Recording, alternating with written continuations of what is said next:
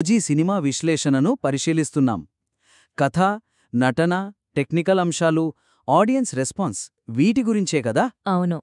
అయితే మీ విశ్లేషణలో చెప్పిన పాయింట్స్ బావున్నాయి కానీ, వాటిని ఇంకాస్త లోతుగా చూడాలేమో అని అనిపించింది. అంటే మీరు చెప్పిన అంశాలు, ఉదాహరణకి Pawan Kalyan screen presence, action సీక్వెన్సులు, థమ్మన్ మ్యూజిక్ ఇవన్నీ బాగున్నాయని చెప్పారు. చెప్పారు.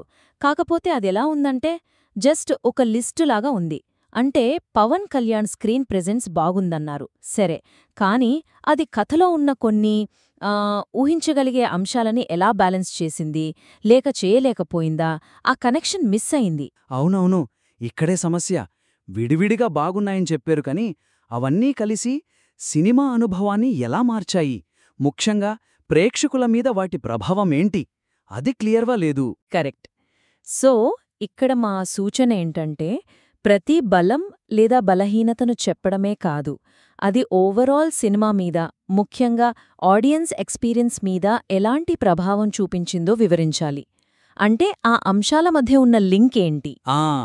యాక్షన్ బాగుంది అని సింపుల్గా కాకుండా ఎందుకు బావుంది, దానివల్ల కథనం కొంచెం వీక్గా ఉన్నా నెట్టుకొచ్చిందా, లేదా యాక్షన్ బావున్నా కథనం దెబ్బతినడం వల్ల మొత్తం తేడా కొట్టిందా, అట్లా చెప్పాలన్నమాట. ఉదాహరణకి చెప్పాలంటే ఇట్లా అనొచ్చు కదా, సినిమాలో స్టైలిష్ యాక్షన్ సీక్వెన్స్లో కథ ఊహించగలిగేలా ఉన్నా కూడా అవి పవన్ కళ్యాణ్ ఫ్యాన్స్ని ఆకట్టుకోవడంలో చాలా హెల్ప్ అయ్యాయి. కానీ ఈ స్టైలింగ్ మీదే ఎక్కువ ఫోకస్ పెట్టడం వల్ల మామూలు ఆడియన్స్కి కథ నుంచి కొంచెం దృష్టి మళ్ళినట్టు అనిపించుండొచ్చు. అట్లా. లేదా మ్యూజిక్ గురించి, తమన్ సంగీతం యాక్షన్ సీన్స్కి చాలా ప్లస్ అయింది, నిజమే. కాకపోతే సెకండ్ హాఫ్లో కొన్ని చోట్ల అదే బీజిఎం మళ్ళీ మళ్ళీ వాడటం వల్ల కొంచెం కథనం నెమ్మదించిన ఫీలింగ్ వచ్చుండొచ్చు. ఇట్లా చెప్తే విశ్లేషణకి ఇంకాస్త బలమొస్తుంది. ఎగ్జాక్ట్లీ, ఆ లోతు రావాలి. సరే, ఇక రెండో పాయింట్కి వద్దాం. మీరు ఫ్యాన్స్ కోసం పెట్టిన అంశాలు, మరి సాధారణ సినిమాటిక్ వాల్యూస్, వీటిని సరిగ్గా వేరు చేయలేదనిపించింది. అంటే ప్రధానంగా ఫ్యాన్స్ కోసం అని ఫ్యాన్ అపీలుంది అని రాశారు కదా. అవును, అక్కడే కొంచెం కన్ఫ్యూజన్ ఉంది. అంటే కొన్ని విషయాలు ఫ్యాన్స్కి బాగా నచ్చుతాయి, కొన్ని అందరికీ నచ్చేలా ఉండవు. ఆ తేడాని స్పష్టంగా చెప్పాలి.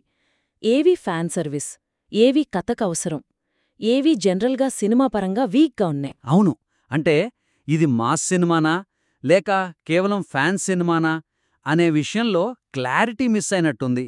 ఏ డైలాగ్స్, ఏ సీన్స్ ఫ్యాన్స్ని దృష్టిలో పెట్టుకున్నాయి, కథలో పాత్రల డెవలప్మెంట్లో ఉన్న లోపాలేంటి, ఈ రెండిటినీ వేరుచేసి చూపించాలి. దీనికి సలహా ఏంటంటే, ఏవీ ఫ్యాన్ సర్వీసో స్పష్టంగా చెప్పండి. ఉదాహరణకి కొన్ని డైలాగ్స్ కావచ్చు, లేదా ఆ స్లోమోషన్ షాట్స్, పాత సినిమా రిఫరెన్సులు, ఇవన్నీ పక్కా ఫ్యాన్స్ కోసం అని చెప్పాలి. చెప్తూనే అదే సమయంలో కథనం రొటీన్గా ఉండటం, లేదంటే ఇమ్రాన్ హష్మీ, ప్రియాంక మోహన్ లాంటి క్యారెక్టర్స్కి సరైన డెప్త్ లేకపోవటం, ఇలాంటివి సాధారణ ప్రేక్షకుల్ని, ముఖ్యంగా కొత్త కథ కోరుకునేవాళ్లని నిరాశపరుస్తాయని కూడా చెప్పాలి. కరెక్ట్. అప్పుడు క్లియర్గా ఉంటుంది. ఉదాహరణకు పవన్ కళ్యాణ్ పాత సినిమా రిఫరెన్సులు, కొన్ని మేనరిజమ్స్ ఖచ్చితంగా ఫ్యాన్స్కి పూనకాలు తెప్పిస్కషి. అయితే కథలో ఊహించదగిన మలుపులు, సహాయ పాత్రల పరిమిత డెవలప్మెంట్, ఇవి రెగ్యులర్ ఆడియన్స్కి, క్రిటిక్స్కి అంతగా నచ్చకపోవచ్చు.